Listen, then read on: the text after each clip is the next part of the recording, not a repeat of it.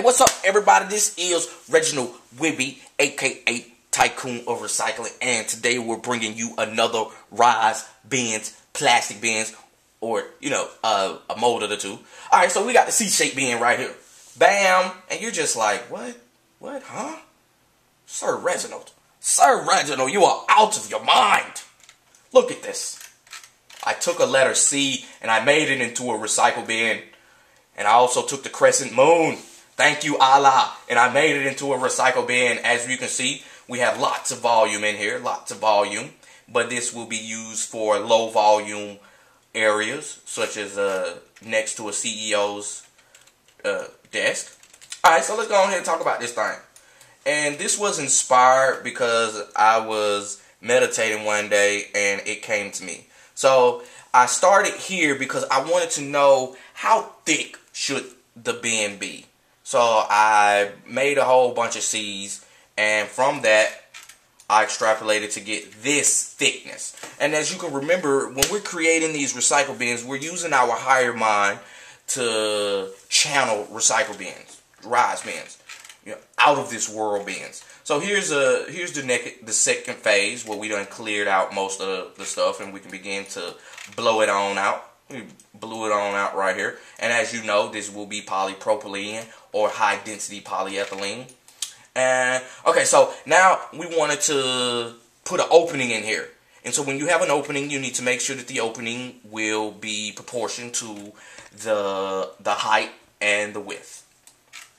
Okay, so here we began. Here we popped it open, and you can see that we have created the very beginnings of what will be the volume portion of it.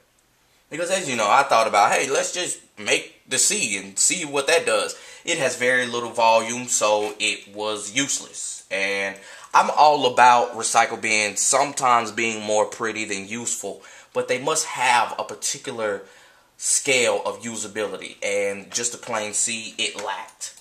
Okay, so now you see we're pretty much finished with it, but how does this stand? Because once the volume is in there, it's just going to rock and tilt. It's going to rock and tilt. I want to show how it can rock and tilt.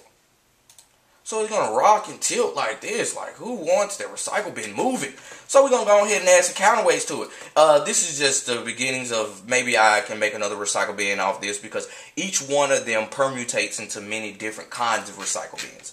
Okay, so now we're getting into the point of adding the counterbalance. As you can see, this line here is the directional that I want the counterforce to exhibit.